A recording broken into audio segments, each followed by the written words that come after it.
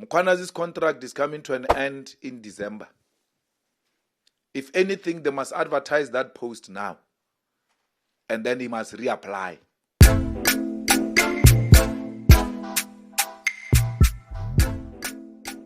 It must now go to Mthatha or Giyani. Let's see. We can do it anywhere in South Africa. There's no one who can do it better than us. It's only the two of us. It's ANC and the EFF in the whole of South Africa who can do what we're doing. No one else can do it in the whole country.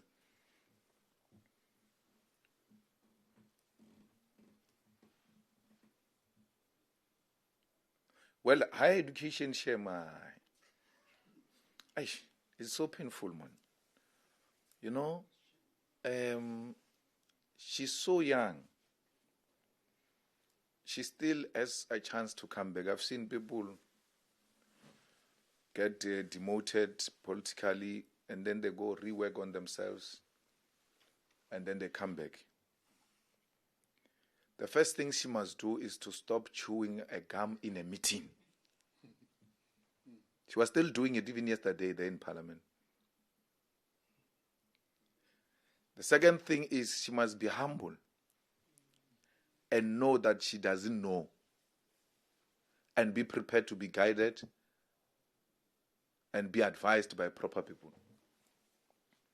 Because only a person who doesn't know how government works would have advised her to do the things she did.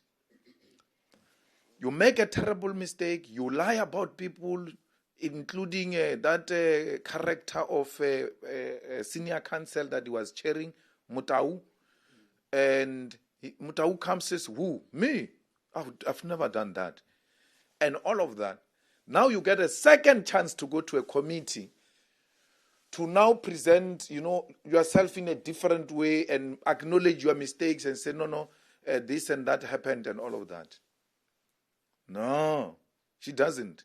She leaves the committee, she goes to a GBV program of a TVET college, when the TVET colleges are a responsibility of a deputy minister who couldn't go to the TVET because there was a committee of parliament here. Someone from the streets is misleading her. She's listening to someone who has no idea what we are dealing with here. There are certain things you don't do here in Parliament. And she should have known that. And you respond to your own chairperson, the chairperson from the same party with you, in a manner you are doing. I mean, you should be collegial with the chairperson. You should know that if anything, my protection is going to come from here. You attack a place where your protection must come from. Google it. Google. What's that? That was childish. Extremely girlish. Childish. She was not ready to be a minister. It's not too late. She must go back to the branch and learn and come back this way. She must, Budimana must never trust that DG. That's a man, there's a big problem there. That DG. He's the one who misled them. He worked with Blade, that DG. And Blade is still disgruntled and bitter about the removal from higher education. He will do anything and everything to undermine whoever is in that institution. I mean, Blade was asking one of the former Fees Must Fall students that, this Fees Must Fall, it looks like it was only designed for me. Why is it not happening after I left? He still wants to encourage people to do Fees Must Fall against his own government. Because he's not happy that he left higher education. But he must find a way to part ways with that DG and bring in a competent, qualified person who's not blading Zimande's touch if he wants to succeed in that particular department. That's my take on that matter. Colleagues, DP, you want to say something? No, say something, because you're going to live here and form a party and say you are never given a chance to speak. Yeah, anyone wants to speak, speak. Because a person left here said people were not given a chance to speak. We didn't know they want to speak. They never told us they want to speak. So we're supposed to smell it. Okay. No, thank you, President. We'll take the last round of hands. You'll be number 1. Going once, twice, gone. You can come in, ma. Hi, Zelene from SABC. Do you think that 90 days is adequate or enough for the ad hoc committee, given the gravity of what that committee will have to investigate? Well, it's not enough. But we need to work under pressure. We need to work under pressure so that we can try and deliver whatever report within a short space of time.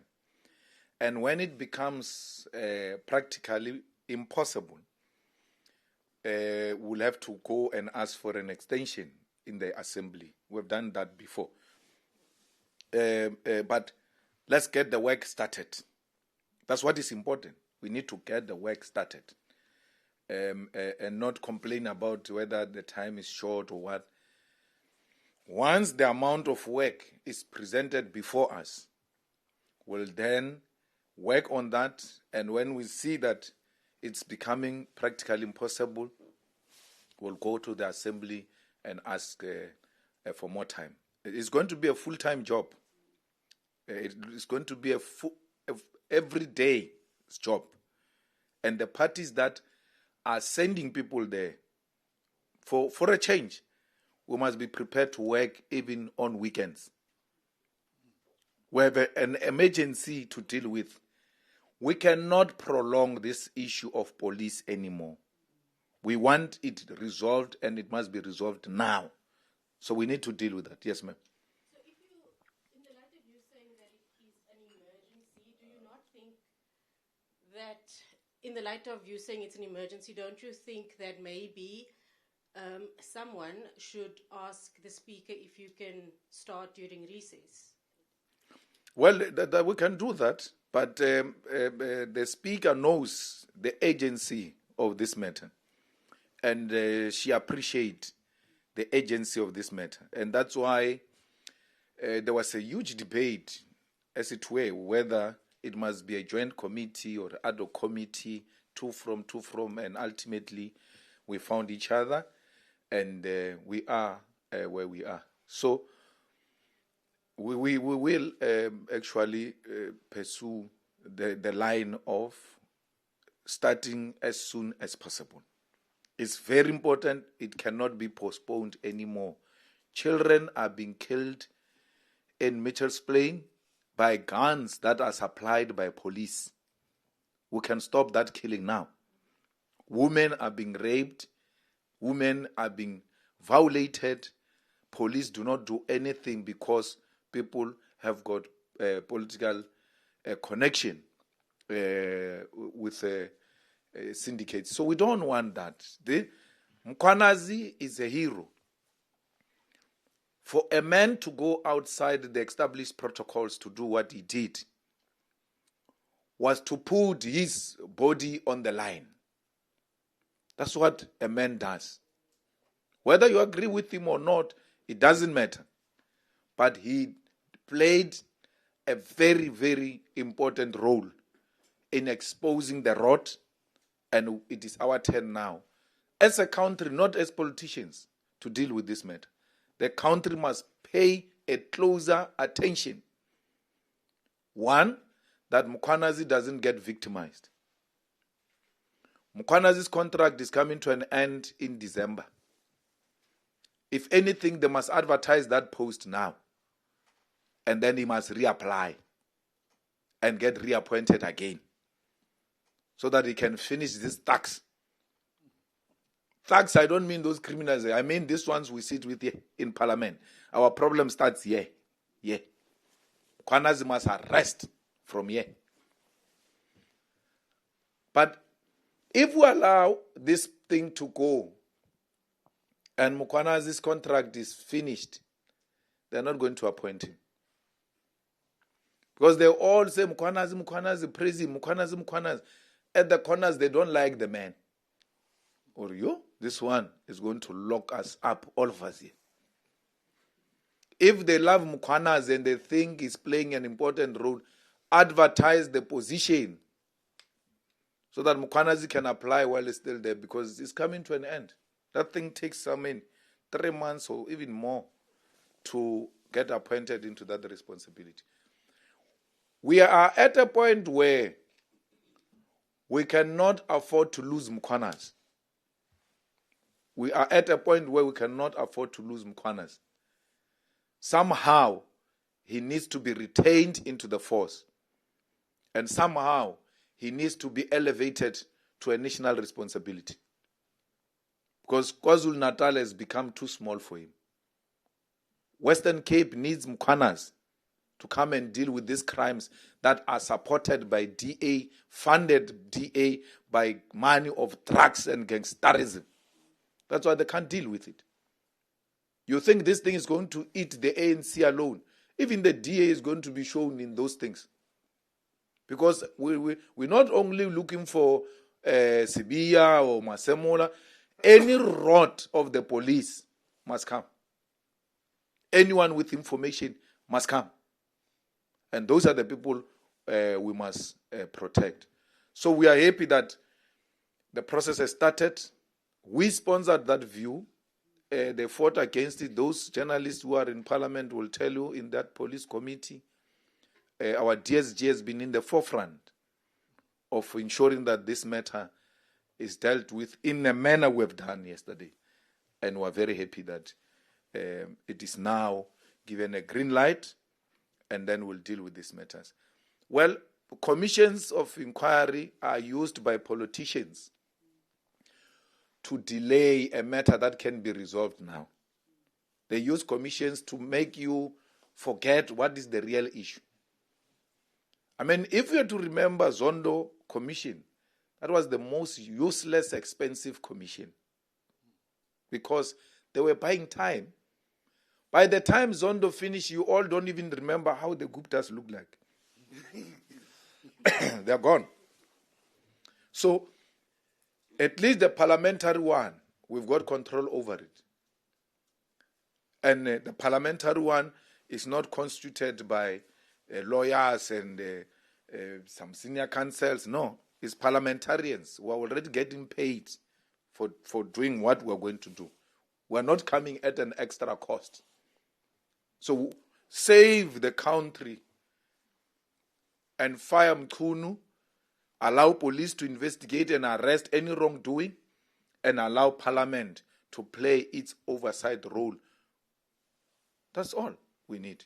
So, but this commission, we has established it, that's fine. Let's proceed with it. But I can tell you, knowing him, is using this commission to delay the truth. We will be done in no time. When we submit our report, they are going to say the commission is still busy. You can't make those recommendations. The president can't implement those recommendations. The commission is still busy. That commission will not take less than 2 years. Minimum. And then Mkhwanazi leaves in December. Commission takes 2 years. By the time you say Mkhwanazi, people will, who's that? Who's that? What is his claim to fame? Because in 6 months' time, they're going to forget about it. But if you keep him in the force, his presence in the force keeps this matter alive.